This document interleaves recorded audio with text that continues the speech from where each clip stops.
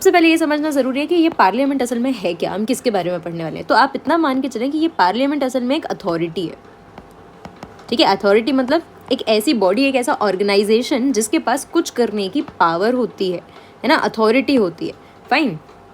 लेकिन इतना काफ़ी नहीं है, एग्जाम पॉइंट ऑफ व्यू से सिर्फ इतना समझ लेना काफ़ी नहीं है। तो मतलब हमें पार्लियामेंट की प्रॉपर डेफिनेशन में जाना पड़ेगा और उसको समझना पड़ेगा। यहाँ पर मैंने इस डेफिनेशन को ब्रेक किया है लगभग 2 पार्ट्स में, है ना, और हम इसके बारे में थोड़ा सा एक इंट्रो ले पाएंगे। पहली लाइन कहती है supreme legislative body of Republic India, right. अब अगर आप ऐसे बच्चे हैं जिसको ज़्यादा कुछ कंसेप्चुअल क्लैरिटी से मतलब नहीं है, जिसको रट के पेपर निकालना है, तो आप रट लो और छोड़ दो, ठीक है। लेकिन अगर आप ऐसे बच्चे हैं जिसको समझना है, जिसको इंटरेस्ट है और साथ में जिसको कंसेप्चुअल क्लैरिटी की ज़रूरत है, तो आप इस डेफिनेशन को 3 हिस्सों में तोड़ कर देखिए। हमें सुप्रीम का मतलब पता होना चाहिए, लेजिस्लेटिव बॉडी का मतलब पता होना चाहिए और रिपब्लिक का मतलब पता होना चाहिए, राइट। सुप्रीम का मतलब होता है हाईएस्ट, लेजिस्लेटिव बॉडी का मतलब एक ऐसी अथॉरिटी या एक ऐसी बॉडी हम कहें जिसके पास क्या करने का अधिकार है, लॉ मेकिंग का अधिकार है, राइट। एंड रिपब्लिक हम ऐसी कंट्री को कहते हैं जहाँ पर जो कंट्री का हेड होता है, हेड ऑफ द स्टेट जिसको हम कहते हैं, वो इलेक्टेड होगा, ठीक है। हेड ऑफ द स्टेट जैसे कि हमारी कंट्री में प्रेसिडेंट, तो प्रेसिडेंट का अगर हम इलेक्शन कराते हैं तो हमारी कंट्री रिपब्लिक कहलाती है, ठीक है। अब इस डेफिनेशन को जोड़ कर देखिए अच्छे से।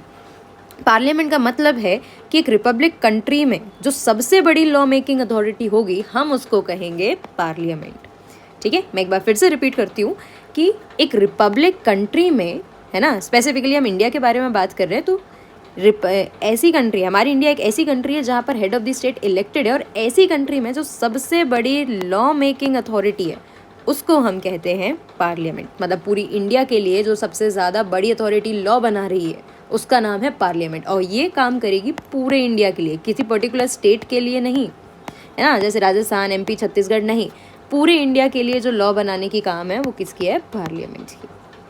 बात समझ आई होगी, आई होप। आपको नहीं आई तो थोड़ा सा पीछे करो, एक बार और देखो, क्लियर होगा। लेकिन बिना कंसेप्चुअल क्लैरिटी के आगे बढ़ने का कोई मतलब नहीं है ना। अब दूसरी लाइन क्या कहती है, कंसिस्टिंग रिप्रेजेंटेटिव्स ऑफ पीपल। असल में जो लोग यहाँ पर बैठ के लॉ बना रहे हैं, लॉ मेकिंग का काम कर रहे हैं, ये लोग हैं कौन, ये हैं लोगों के रिप्रेजेंटेटिव्स, ठीक है, लोगों के यानी पीपल के रिप्रेजेंटेटिव। अगर मैं इस वर्ड को तोड़ती हूँ तो ये री प्लस प्रेजेंटेटिव्स आ रहा है, राइट। रिप्रेजेंटेटिव्स क्या बताता है, री यानी दोबारा, क्या दोबारा प्रेजेंट कर रहा है, किसको दोबारा से रिप्रेजेंट कर रहा है, पीपल को, है ना। मतलब हम लोग जो कुछ भी चाहते हैं, जो भी हमारी डिमांड्स हैं, जो भी हमारी चॉइसेस हैं, इन सबको दोबारा से कौन रिप्रेजेंट करता है आगे जाकर, हमारे द्वारा इलेक्ट किए गए लोग, ठीक है, जिनको हम मिनिस्टर्स बना रहे हैं, जिनको हम वोट दे रहे हैं। यही लोग वहाँ जाकर बैठेंगे और क्या काम करेंगे, लॉ मेकिंग का, राइट। तो अब आपको आई होप समझ में आया होगा कि पार्लियामेंट असल में पूरे इंडिया के लिए जो लॉ बनाने वाली सबसे बड़ी अथॉरिटी को हम पार्लियामेंट कहते हैं, और इसमें कौन लोग लॉ बना रहे हैं, जो एक्चुअली हम लोगों के ही क्या हैं, रिप्रेजेंटेटिव्स हैं, ठीक है। इतना समझ में आया तो फिर हम आगे बढ़ते हैं। In the freedom struggle people from different background join. देखो इस चैप्टर में ना आपको जस्ट अ सेकेंड, इस चैप्टर में आपको कुछ पुराने समय से भी रेफरेंस मिलेगा, ठीक है।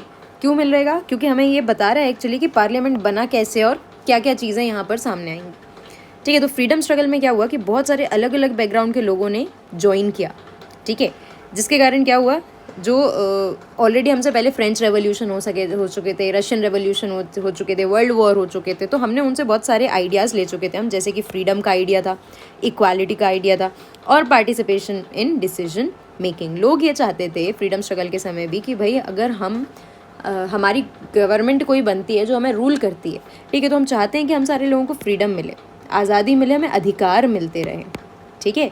साथ में हमें चाहिए इक्वालिटी, सबके साथ समानता का अधिकार हमें चाहिए, और हम चाहते हैं कि जो भी डिसीजन हमारे लिए लिए जाएं कम से कम हमें उसमें पार्टिसिपेट करने का मौका दिया जाए। और ये पार्टिसिपेट हम कैसे करते हैं, ये पार्टिसिपेशन होता है through discussions, right, through debates, और फाइनली वोटिंग के थ्रू।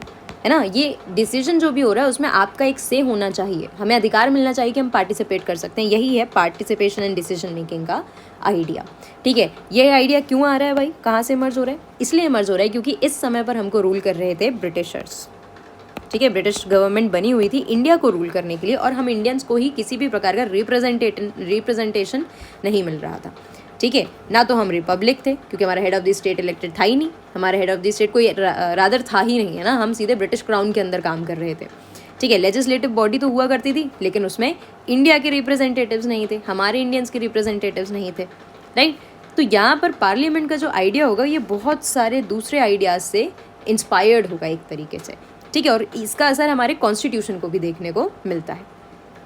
चल अब देखो भाई, कॉलोनियल रूल के अंडर क्या हुआ, people lived in fear and could not criticise British policies.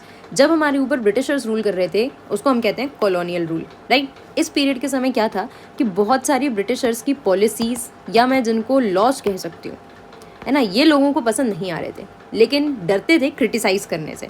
ठीक है, मतलब उसकी निंदा करने से, उसकी बुराई करने से डरते थे लोग, क्योंकि ब्रिटिशर्स उनको सीवियर पनिशमेंट्स देते थे।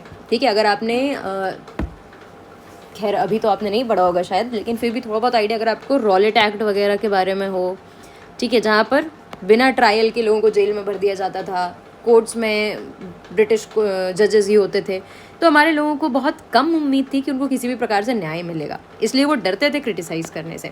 ठीक है, लेकिन फिर भी कुछ नेशनलिस्ट सामने आए, है ना, इंडिया के कुछ ऐसे लोग सामने आए जिन्होंने क्या किया, नेशन को सबसे आगे रखा, नेशन को प्रायोरिटी पे रखा, और बिना डरे लोगों की, मतलब ब्रिटिशर्स की जो ख़राब पॉलिसीज़ थी, या ब्रिटिशर्स के कुछ ऐसे जिनको हम कहेंगे बैड डिसीजंस, जिनको हम कह सकते हैं ख़राब डिसीजंस जो थे, ख़राब लॉज जो उन्होंने बनाए थे, उन सब की निंदा करने के लिए, उनको क्रिटिसाइज़ करने के लिए कुछ इंडियन नेशनलिस्ट सामने आते हैं। ठीक है, और साथ में इन्होंने सिर्फ क्रिटिसाइज़ नहीं किया ब्रिटिशर्स की पॉलिसी को, इन्होंने कुछ डिमांड्स भी रखी, वो भी ओपनली। ठीक है, विदाउट फियर, बिना डरे इन्होंने कुछ डिमांड्स रखनी चालू कर दी। ठीक है, जैसे कि इन डिमांड्स में हुआ कि भाई हमको भी रिप्रेजेंटेशन चाहिए, ठीक है, हमें भी बजट डिस्कस करने का मौका मिलना चाहिए असेंबली में, राइट। और ये ऐसा क्यों कर रहे थे, ये ऐसा इसलिए कर रहे थे क्योंकि इन इंटेलेक्चुअल्स को एक बात समझ में आ गई थी कि भाई जब ब्रिटिश गवर्नमेंट आके इंडियंस के लिए ही सारे लॉज बनाना चाहती है, इंडिया को ही गवर्न करना चाहती है, तो फिर हम इंडियंस की मर्जी पूछी क्यों नहीं जा रही। इट्स लाइक कि कोई आपको रूल कर रहा है आपकी मर्जी के बगैर। ठीक है, आपका कोई भी से इसमें नहीं है, आपकी कोई भी मर्जी पूछी नहीं जा रही। ये चीज़ हमारे इंडियन नेशनलिस्ट को अच्छी नहीं लगी और इन्होंने ओपनली क्रिटिसाइज़ करना चालू कर दिया, साथ में डिमांड्स रखनी चालू कर दी। ठीक है, अब इनके पीछे बहुत सारे इनके सपोर्टर्स आए, बहुत सारे इंडियंस इनके सपोर्ट में आए, तो धीरे धीरे करके कुछ ऐसे छोटे छोटे मूवमेंट्स होते होते एक बड़ा क्रिटिसिज्म होने लग गया ब्रिटिशर्स के अगेंस्ट और उनकी पॉलिसीज़ के against.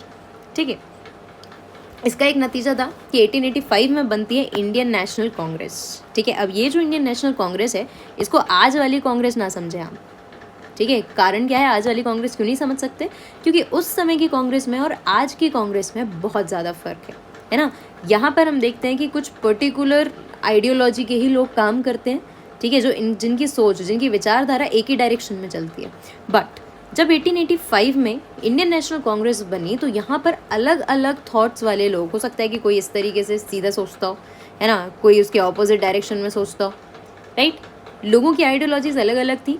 All over the India से बहुत सारे लोग सामने आए थे इंडियन नेशनल कांग्रेस को ज्वाइन करने के लिए। ठीक है, ये एमसीक्यू पॉइंट ऑफ व्यू से इम्पॉर्टेंट है, आपसे ईयर देकर पूछ सकता है ना। जैसे हिस्ट्री में या एसएसटी में जब भी पढ़ाती हूँ, आपने अनुशाला पर या आपने कभी अगर मुझसे ऑफलाइन भी पढ़ा है तो आपको इतना समझ में आया होगा कि मैं डेट्स पर बहुत ज़्यादा एम्फेसाइज नहीं करती। जो बहुत ही ज़रूरी है, जो एग्ज़ाम पॉइंट ऑफ व्यू से पूछा जाता है, हम सिर्फ वही डेट्स याद करने के लिए कहते हैं आपको। अदरवाइज़ बहुत डेट्स याद रखने की आपको ज़रूरत नहीं है। ठीक है, हमें एसएसटी पढ़ना है, हमें रट्टू टोता नहीं बनना है। 1-2 नंबर का एग्जाम में आगे पीछे भी होता है तो लॉजिक लगाकर उसको सॉल्व किया जा सकता है, वो स्किल सीखनी है, ना कि हर कुछ रटने बैठ जाना है। ठीक है, बट ये कुछ चीज़ें जो हैं ये आती हैं बार बार, प्रीवियस ईयर क्वेश्चंस पेपर में देखने को मिलती हैं, इसलिए इनको याद रखना ज़रूरी है। ठीक है, अब देखो जैसे ये आप देख सकते हैं, फर्स्ट इंडियन नेशनल कांग्रेस 1885, पहली, असल में इंडियन नेशनल कांग्रेस जो थी ये इंडियंस की पहली पॉलिटिकल पार्टी थी जो कॉलोनियल पीरियड में बनती है। ठीक है, तो यहाँ पर क्या हुआ कि बहुत सारे ऑल ओवर इंडिया से बहुत सारे लोग इसको ज्वाइन करने के लिए आए, right, elected members in the legislature.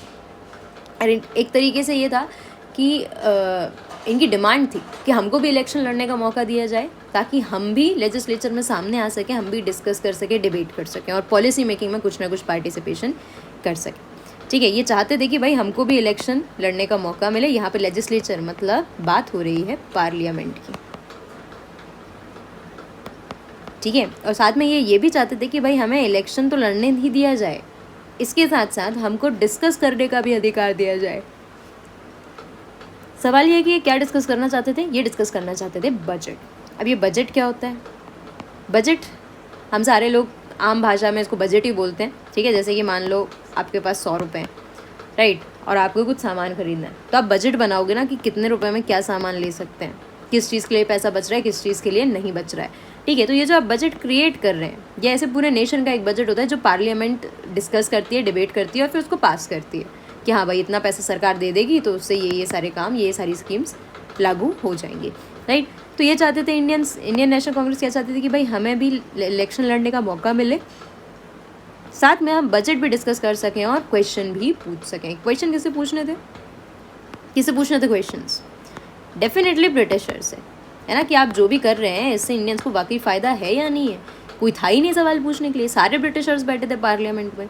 ठीक है, इसलिए इंडियंस चाहते थे कि भाई ताकि हम इनसे क्वेश्चन कर सकें, इनको एक डर होना चाहिए कि हमारा क्रिटिसिज्म हो रहा है, हमसे क्वेश्चन पूछे जा रहे हैं, तो ये सही तरीके से काम करेंगे। ठीक है, गवर्नमेंट ऑफ इंडिया एक्ट 1909, 1885 में कांग्रेस बनती है, कई सालों तक काम करती रहती है। ठीक है,